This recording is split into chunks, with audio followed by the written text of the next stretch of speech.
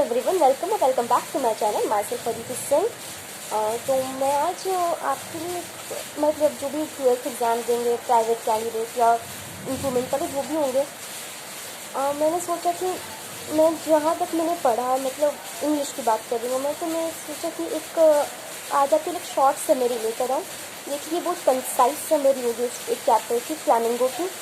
तो मैं स्टार्ट करती हूँ आप लोग को समरी देना। आप लोग को अगर एडवाइस देना हो तो मुझे कमेंट बॉक्स में जरूर दीजिएगा कि कैसा करना है सेम टू। और first time I am trying to explain something on my YouTube channel, तो ये पहला एजुकेशनल वीडियो है। अगर आप लोग चाहते हो तो मैं एक्सप्लेन करूँगी आपको ये। तो बिना किसी बकवास के, so let's start with the first chapter of flamingo, that is the last lesson.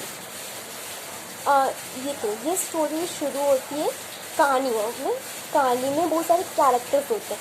पहले हमें कैरेक्टर्स के नाम पता होने चाहिए कि वो है क्या और उनके बीच में रिलेशन क्या है कैरेक्टर्स के बीच का। तो first character is M Hamel कौन होते हैं? एक फ्रांस के टीचर होते हैं। और टीचर कौन से स्कूल के होते हैं? उस स्कूल का नाम होता है एलिस एंड लॉरेंस स्कूल के टीचर होते हैं। और वो बहुत फ्रैंकी नेचर, सब कुछ सोचा कि बहुत फ्रैंकी नेचर के हैं या बहुत मतलब स्ट्रिक्ट नेचर के हैं। अब वो थोड़ी गुस्सेल है, वो मतलब एंग्री टाइप्स के थोड़े। स्टूडेंट्स उनके बारे में यही सोचते थे। तो इट वाज लाइक कि ये था, एक स्टूडेंट था FRANZ फ्रेंड्स क्या था स्टूडेंट था। ही वॉज वेरी मतलब उसे पढ़ने में इंटरेस्ट नहीं था उतना, वो नॉन अटेंटिव रहता था क्लासेस में। बट ठीक है, दैट वाज द कैरेक्टर। और एक विलेज पीपल रहते हैं, विलेज के पीपल लोग रहते हैं, विलेज के जो गाँव वाले इंसान रहते हैं, गाँव में जो लोग रहते हैं वो थे। तो ये 3 मेन कैरेक्टर हैं स्टोरी के। So now let's begin with the story. Story कहाँ से शुरू होती है? स्टोरी शुरू होती है आपकी जब एम हेमेल ने क्या किया था कि अपने स्टूडेंट्स को एक होमवर्क दिया था, एक लेसन प्रिपेयर करने के लिए दिया था पार्टिसिपेंट्स का। जैसे कि हम लोग के क्लास में भी, हम लोग के स्कूल में भी टीचर्स लोग को प्रिपेयर करने के लिए देते हैं ना कि लेसन की आप लोग ये प्रिपेयर करके आना देता है। तो लाइक दैट ओनली प्रिपेयर करने दिया था। बट फ्रेंच मतलब उसे इंटरेस्ट नहीं था उतना पढ़ने में, उसे फ्रेंच लैंग्वेज थोड़ी पसंद भी नहीं आती थी। तो ही वॉज वेरी लाइक ठीक है, पढ़ा नहीं था उसने। तो पढ़ा नहीं तो ही वॉज लाइक क्या हो रहा है, अब कैसे करें। तो वो he was very reluctant to go to school, बहुत रिलुकेंट होता, बहुत मतलब हेजिटेट कर रहा था कि मैं स्कूल जाऊँ कि नहीं जाऊँ। और बहुत सारी ऐसी चीज़ थी जो उसे टेम्प्ट कर रही थी more than his study, more than his going to school, like marching of Persian soldiers, scrawling of birds. उसे बहुत टेम्प्ट कर रही थी, उसे बहुत अच्छा लग रहा था, उसे बहुत अट्रैक्टिव लग रहा था वो स्कूल जाने के अलावा। तो बट वो जा रहा था तो जर्नी में उसने देखा कि एक इंसान था, उसने बोला कि बेटा तुम बहुत जल्दी जा रहे हो स्कूल, बहुत पहुँच जाओगे। I think in sarcastic mode में बोला था उसने। सो इसने बाद फ्रेंड्स ने इसके बाद ध्यान नहीं दिया, अब वो चला गया अपने स्कूल की तरफ। तो उसने सडनली क्या देखा, एक बुलेटिन बोर्ड था। अब बुलेटिन बोर्ड में जनरली क्या छपती है, खबर छपती है, खबर पब्लिश होती है। तो वहाँ पे खबर क्या पब्लिश हुई थी बुलेटिन बोर्ड में कि मतलब हमेशा बुलेटिन बोर्ड बैड न्यूज़ के लिए रहता था। और वो बैड न्यूज़ के लिए रहता था तो एवरीवन न्यू दैट वो बैड न्यूज़ के लिए रहता है। और इसने सोचा कि ये कौन सी बैड न्यूज़ आ गई है हमारे स्कूल में। तो ही वॉज वेरी मतलब टेंस हो गया था उस समय भी वो। तो जैसे तरह से स्कूल पहुंचा, जब वो स्कूल पहुंचा ना तो उसे बहुत सारे अनयूजुअल इवेंट्स दिखाई दिए। जैसे कि स्कूल जनरली क्या होता है, एक बिग कमोशन के साथ स्टार्ट होता था, मतलब कि बेल रिंग या कुछ और टाइप्स, या बेल रिंग ही बोलते हैं ना हम लोग अपने जनरल भाषा में अगर बोले तो। बेल रिंग या अनाउंसमेंट टाइप की, हाँ स्कूल की बेल बज गई, पढ़ाई स्टार्ट करना है, अब ये फर्स्ट पीरियड है, सेकंड पीरियड है, तो हमारे स्कूल में होता था। तो जनरली एक बिग कमोशन के साथ स्टार्ट होता था। पर दैट डे वो स्टार्ट नहीं हुआ। एवरीवन थिंकिंग दैट ये क्या हुआ, everyone not friends was thinking that ये क्या हो गया, बिग कमोशन के साथ भी स्टार्ट नहीं हुआ। और से उसने देखा कि जो मिस्टर एम हेमेल है उसके टीचर वो एक स्पेशल सेरेमनियल क्लॉथ पहन के आए, मतलब वो ट्रेडिशनल क्लॉथ पहन के आए जो कि वो बहुत स्पेशल ओकेजन में ही पहनते थे।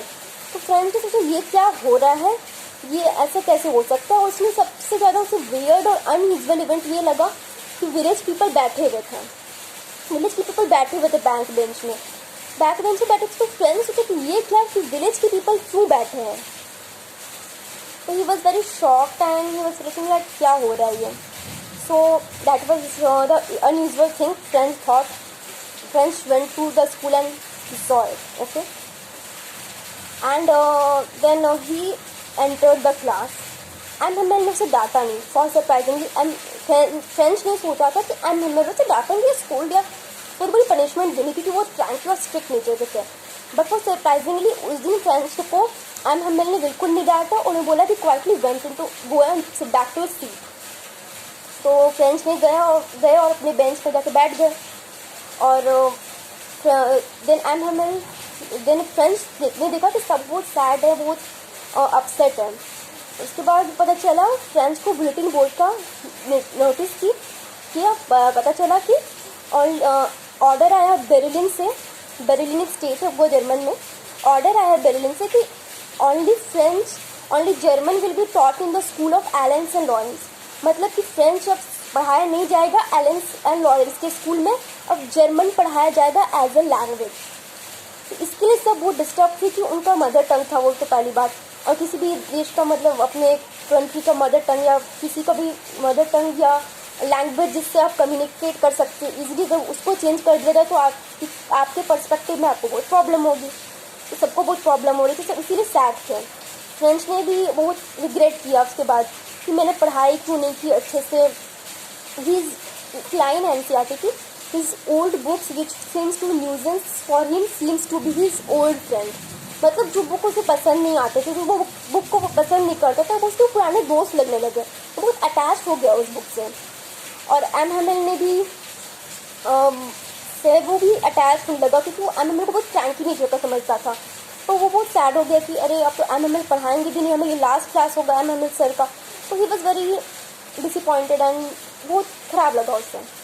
उसके बाद सडनली वो सोच ही रहा था जिस सबके बारे में कि एम हेमल ने जोर से उसका नाम बुलाया और बोला कि पार्टिसिपेंट्स के बारे में कुछ डिक्टेट करो क्योंकि उन्होंने लेसन दिया था प्रिपेयर करने के लिए. बट फ्रेंच ने तो कुछ प्रिपेयर किया नहीं था. एम हेमल ने बोला कि तुम्हें लाउड एंड क्लियर बोलना है.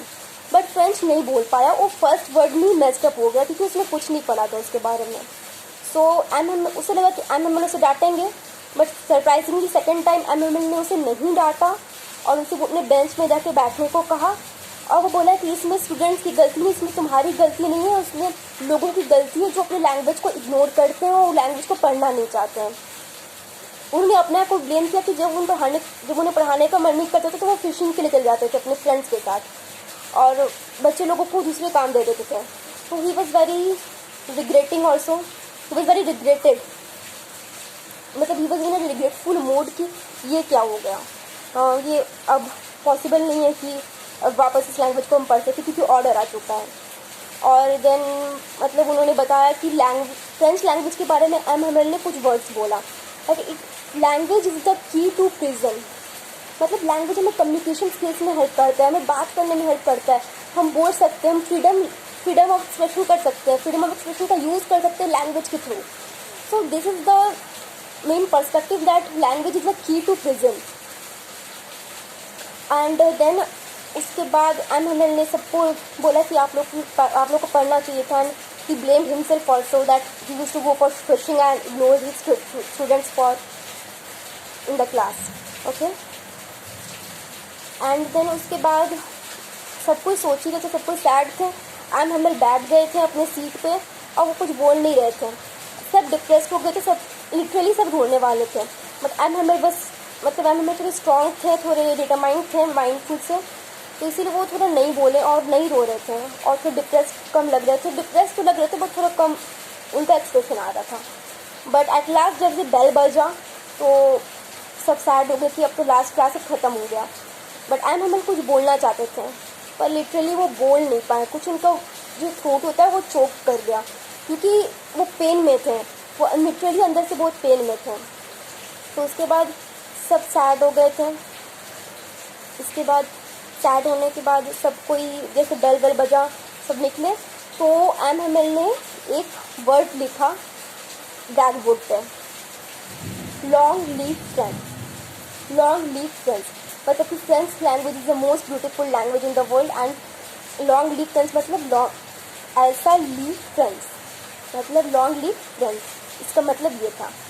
और ये लिखने के बाद ही उन्होंने क्लास ख़त्म किया और इस तरह से हमारी स्टोरी ख़त्म होती है। सो मतलब जितना मुझे पॉइंट याद था जिससे मैंने एक्सप्लेन करने की कोशिश की आप लोग को। So this was the perspective of the story and a short summary.